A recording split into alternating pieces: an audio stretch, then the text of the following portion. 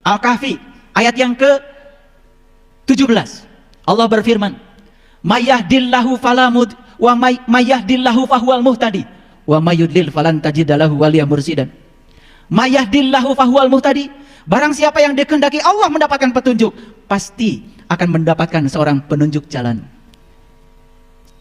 Tapi barang siapa yang tidak dikehendaki Allah untuk mendapatkan petunjuk, sampai mati tidak akan bertemu dengan seorang waliyan mursidan. Wali itu teman, mursid itu guru. Teman yang bisa dijadikan guru, yang bisa membimbing kita meniti ke dalam diri, menemukan jawaban atas pertanyaan, siapa diri saya, dari mana saya asal, dan kemana saya akan pulang. Dan pertanyaan itu pertanyaan abadi, yang harus kita cari jawabannya sekarang. Sekarang, bukan nanti. Salat itu di dunia, salat itu mengingat Allah. Bagaimana kita bisa mengingat Dia kalau kita belum tahu dan kenal kepada Dia?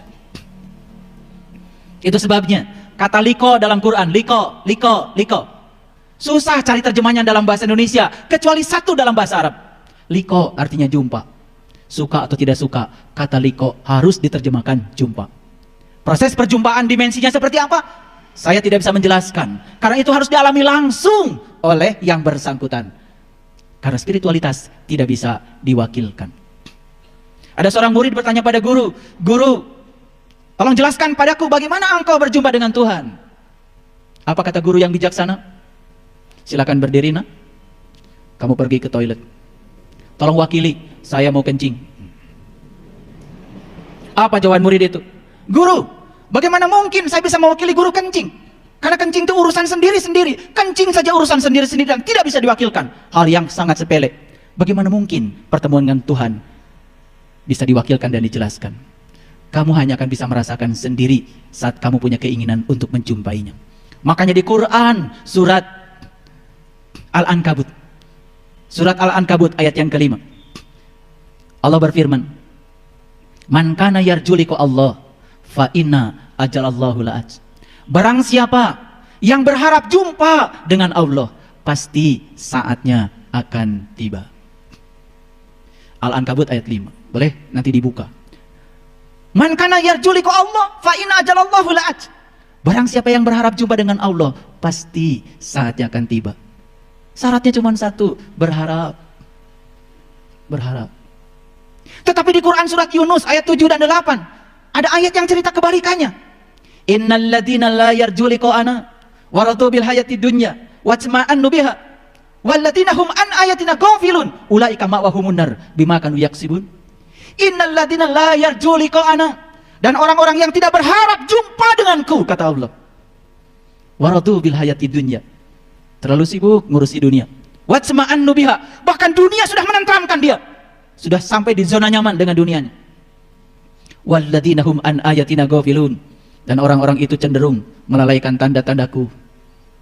Ulaika ma'wahumun nar bima kanu yaksibun, pasti sengsara disebabkan apa yang dia perbuat. Jadi Quran cuma cerita dua, yang berharap pasti, yang tidak berharap juga tidak akan dihukum. Silakan mengambil risiko dari pilihan. Makanya di dalam Quran surat Al-Baqarah ayat 45, 46 dan seterusnya, Allah berfirman, "Wasta'inu bisabri wassalah wa innaha lakabiratun illa 'alal khashiin."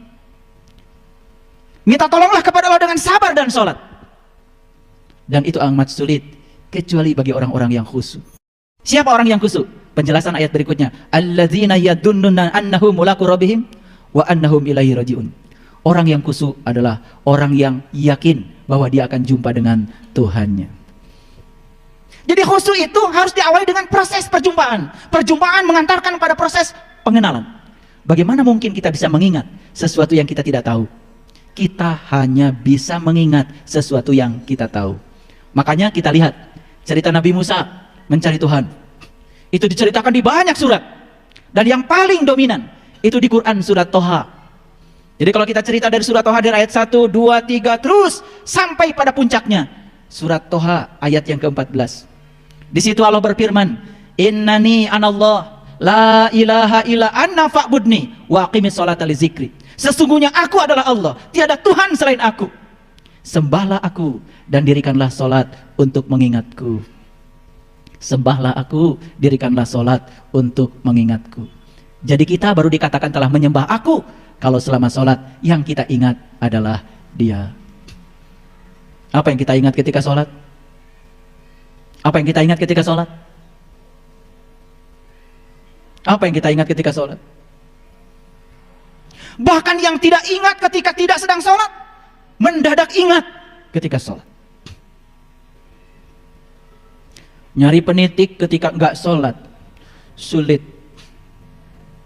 Tapi begitu Allahu Akbar, pikiran mulai jalan. Oh, penitik tadi dipinjam tetangga, sudah dikembalikan sama anak yang paling besar, dipinjam sama anak yang paling kecil, sudah disampaikan pada ibu, ibu kemudian taruh di lehermu kena. Begitu salam, assalamualaikum, assalamualaikum, penitik ketemu. Perjalanan pikiran mencari penitik ketika sholat luar biasa. Padahal ketika tidak sholat luar biasa susahnya. Yang tidak kita ingat ketika tidak dalam sholat, mendadak ingat ketika sholat. Siapa yang disembah?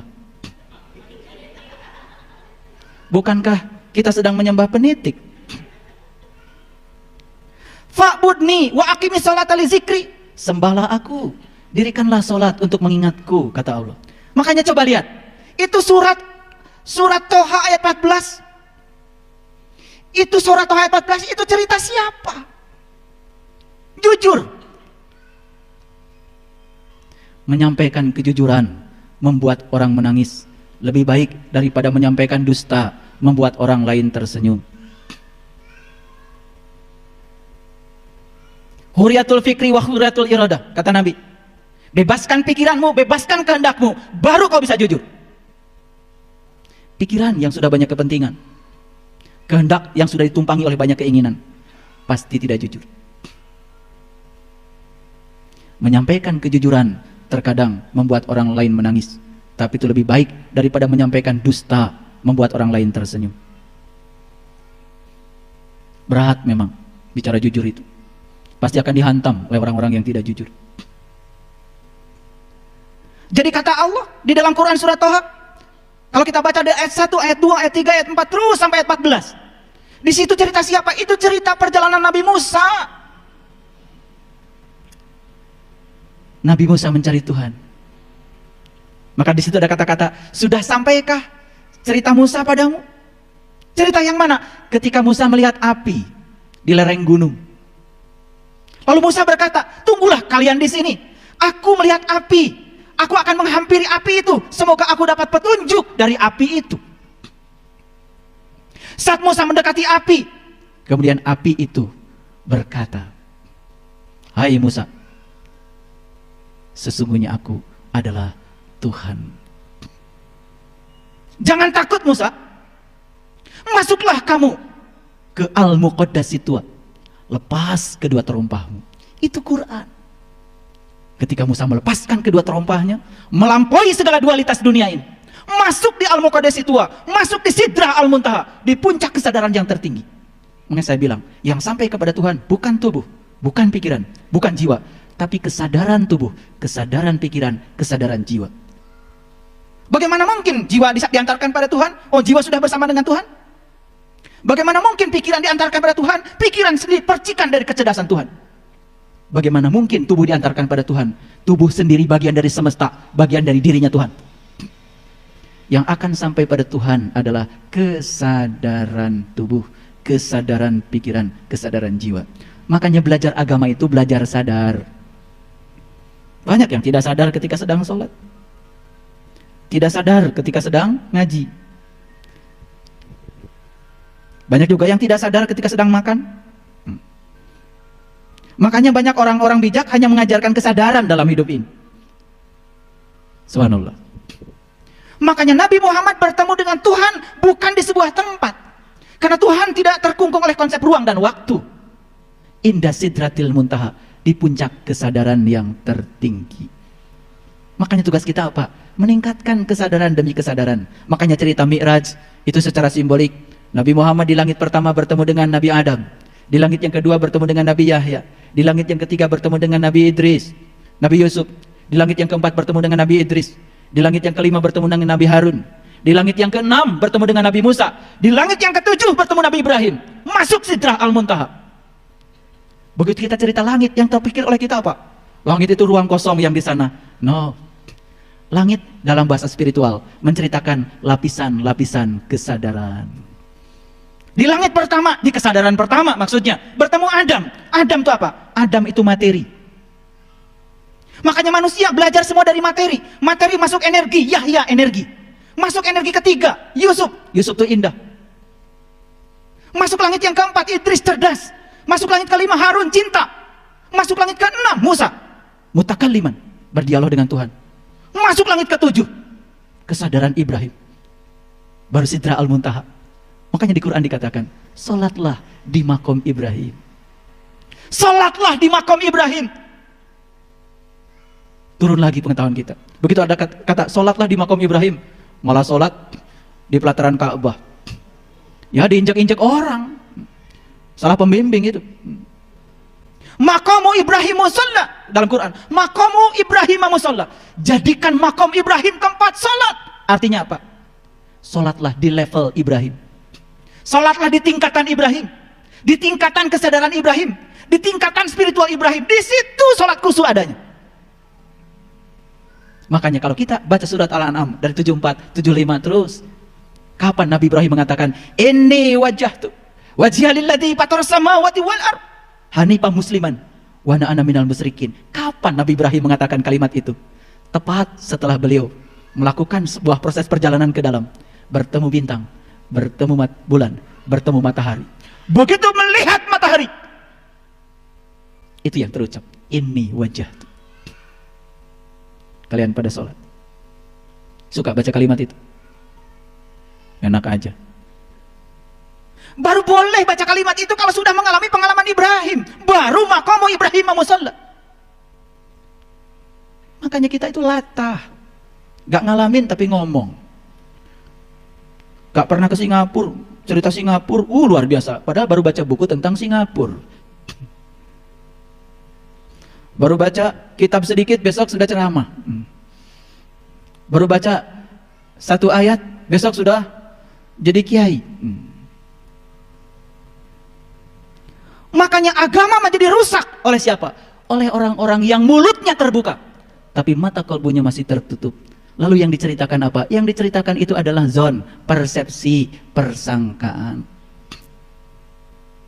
Kita lihat di dalam Quran begitu jelas Allah berfirman seperti ini.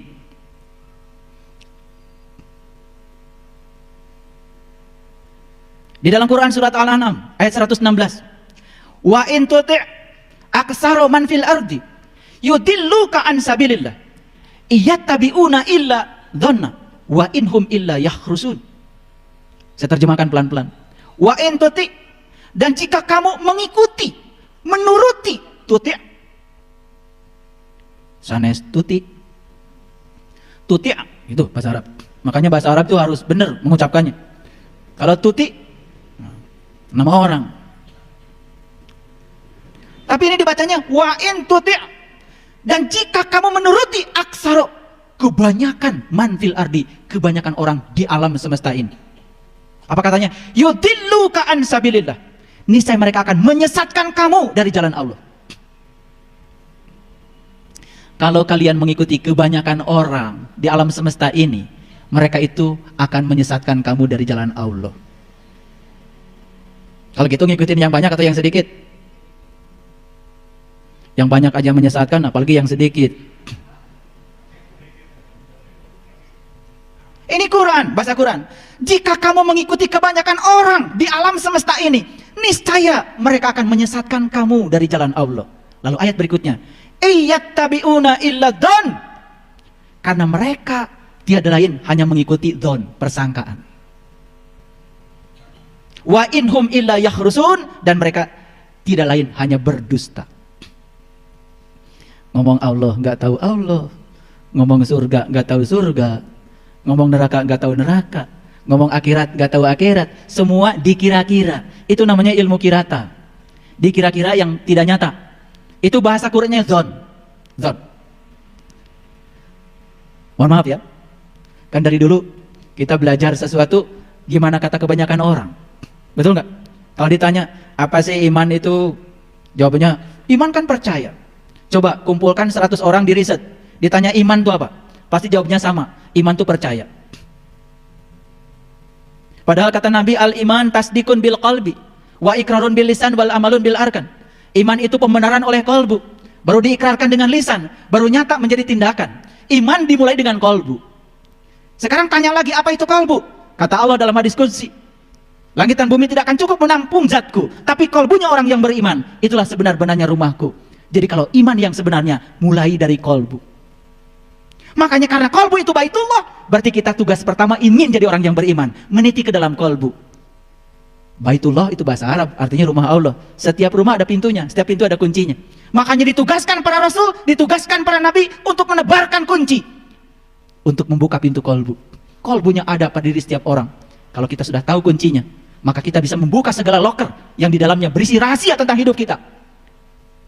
Dan ketika kita menemukan jawaban atas semua rahasia tentang hidup, tidak ada lagi musibah dalam hidup.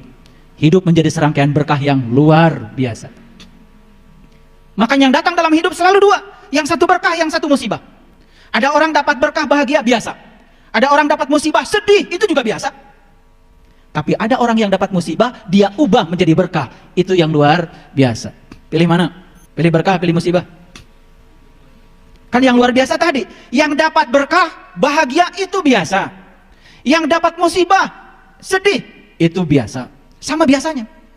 Yang luar biasa siapa? Yang luar biasa tuh yang dapat musibah diubah menjadi berkah. Pilih mana? Mau jadi orang biasa atau luar biasa? Bingung ya? Bingung nggak? Supaya nggak bingung, jawabannya gini. Yang berkah tingkatkan dengan pemahaman menjadi tambah berkah. Yang musibah ubah menjadi berkah dengan kecerdasan dan pengetahuan. Disitulah perlunya ngaji diri. Ngaji diri itu mahal. Kalau ngaji Quran, ngaji biasa gampang. Tapi ngaji diri ke dalam diri, menemukan hakikat kehidupan, itu yang mahal. Karena pelakunya kita sendiri. Mau jadi orang luar biasa? Yang berkah ubah menjadi tambah berkah. Yang musibah ubah menjadi berkah. Kapan itu terjadi? Seandainya kita sudah bisa menempatkan jiwa dalam diri kita seperti Tuhan menempatkan dirinya di semesta. Kenapa? Tuhan menempatkan dirinya di semesta, melihat setiap peristiwa dengan segala sudut pandang, karena Dia Maha Tahu. Karena Dia Maha Tahu, melihat segala sesuatu dari segala sudut pandang. Apa yang terjadi? Begitu segala sesuatu dilihat dari segala sisi, maka Tuhan yang Maha berbicara mengubah diri menjadi Tuhan yang Maha diam. Tuhan yang Maha berbicara dengan pengetahuannya yang luar biasa mengubah diri menjadi Tuhan yang Maha diam. Dalam diam beliau memahami semuanya. Biarkan semua hamba-hambaku berproses dalam ruang dan waktunya masing-masing. Tidak ada hambaku yang salah, tidak ada hambaku yang benar. Semua sedang berproses dalam ruang dan waktunya. Dan pada saatnya hamba-hambaku pasti pulang kepadaku. Tanpa justifikasi, tanpa penilaian.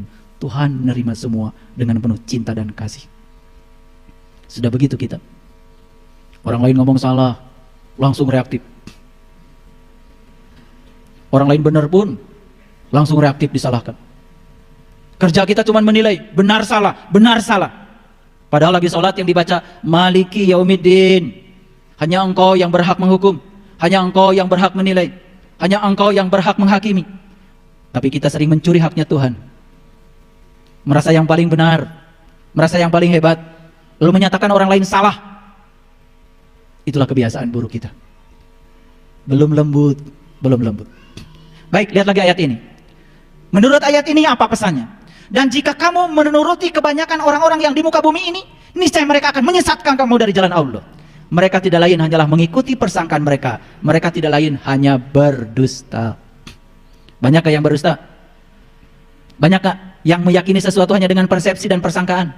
Tidak mengalami tapi cerita. Tidak mengalami Allah tapi cerita Allah. Banyak? Yang menceritakan Allah banyak, tapi yang berjumpa dan merasakannya sangat sedikit. Saya tunjukkan satu ayat lagi. Itu baru Quran surat Al-An'am. Ya, di ayat yang lain Allah berfirman. Di Quran surat Yunus, ya, ayat yang ke-36.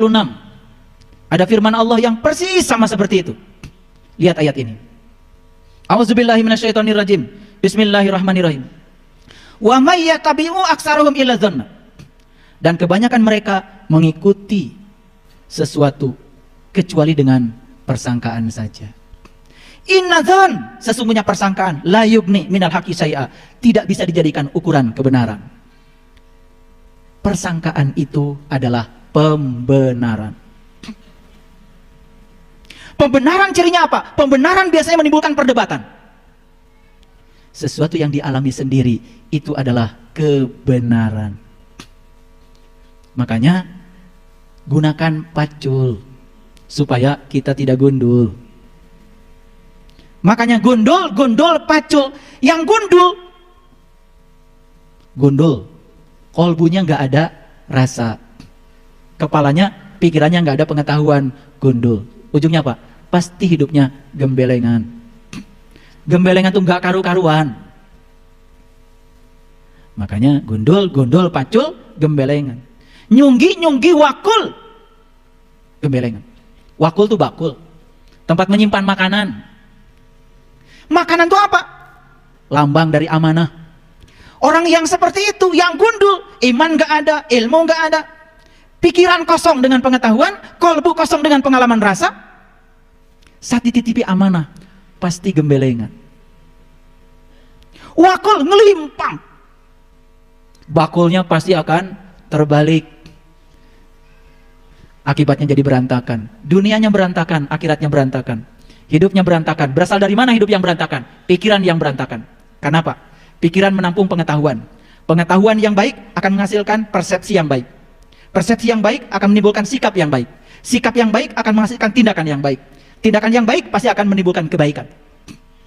Itu sebabnya para bijak di masa lalu menyatakan, perenungan harus menghasilkan doa. Doa harus menghasilkan iman. Iman harus menghasilkan cinta. Cinta harus menghasilkan pelayanan. Pelayanan akan berujung kedamaian. Jadi kalau kita menyatakan diri sebagai orang yang beriman, tetapi tidak membuat diri kita damai, tanda belum iman.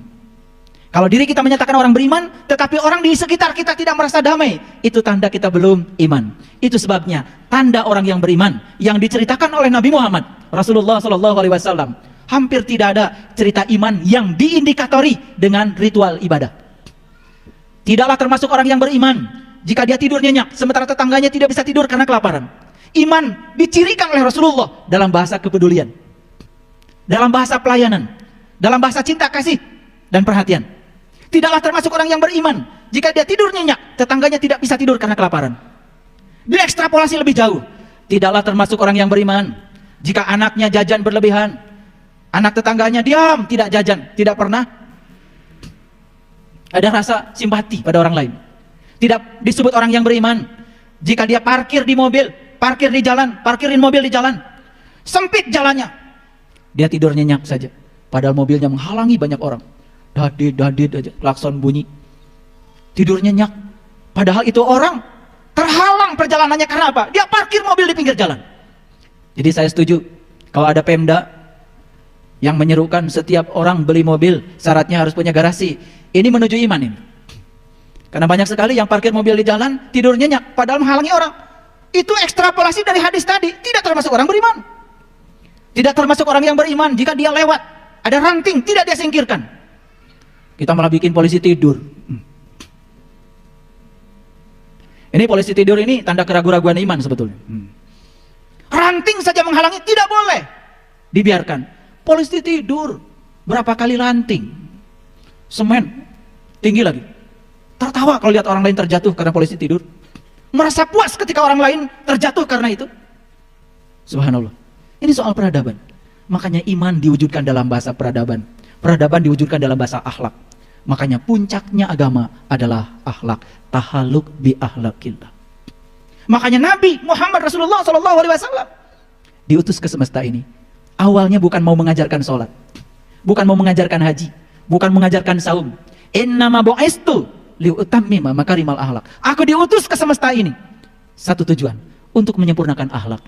Lalu ada sholat, itu sarana untuk membangun akhlak. Kalau bagus sholatnya, ada umroh, ada haji, ada zakat, ada saum, ada berbagai macam ritual ibadah yang diajarkan. Itu bukan tujuan, itu sarana untuk mencapai tujuan. Jadi tujuannya adalah peradaban. Tujuannya adalah akhlak. Jadi jangan ngitung rakaat sholat. Karena kata Allah, wa ahsin kama ahsanallahu ilaika. Berbuat baiklah kamu seperti Allah telah berbuat baik kepadamu. Jadi sebuah mekanisme dikatakan berbuat baik kalau cara kita melakukannya seperti Allah melakukannya kepada kita. Allah melakukan tindakan cinta dan kasihnya kepada kita tanpa keinginan, tanpa muatan. Beda dengan kita. Melakukan ibadah saja kepada Allah, baru tahajud 2-3 rakaat saja sudah banyak permintaannya kepada Allah. Karena kata Allah, wa ahsin kama ahsanallahu ilaika. Itu sebabnya ada 4 jenis motivasi. Yang pertama motivasi reward. Yang kedua motivasi punishment. Yang ketiga motivasi kebutuhan. Yang keempat motivasi cinta. Reward apa artinya? Melakukan sesuatu karena ingin dapat hadiah. Itu pernah dilakukan oleh Rabi'ah al-Adawiyah. Ya Allah Tuhanku, kalau aku ibadah kepadamu karena mengharapkan surgamu, berikan surga itu kepada yang lain. Bebas dari motivasi hadiah. Yang kedua motivasi ancaman, punishment. Ini motivasi yang paling rendah. Melakukan sesuatu, mau melakukan sesuatu karena ada ancaman, takut neraka. Ini dilakukan oleh Rabi'ah al-Adawiyah. Tuhan, Allah, seandainya aku ibadah kepadamu karena takut nerakamu, masukkan aku ke dalam nerakamu, bengkakkan tubuhku, biar yang lain tidak usah masuk di nerakamu, cukup aku saja. Karena beliau sudah bebas dari motivasi ancaman. Motivasi hadiah, motivasi ancaman, ini jenis motivasi yang paling rendah. Yang kemudian dalam bahasa agama dibungkus dengan kata wajib. Dilaksanakan dapat pahala, ditinggalkan dapat siksa. Itu wajib. Jadi kalau kalian ibadah karena kewajiban, itu masih motivasi yang paling rendah itu. Kenapa sholat? Sholat kan kewajiban, Pak. Kalau jawaban itu masih dilakukan, itu motivasi yang paling rendah. Benar, benar, tetapi masih rendah. Itu kesadaran yang paling rendah.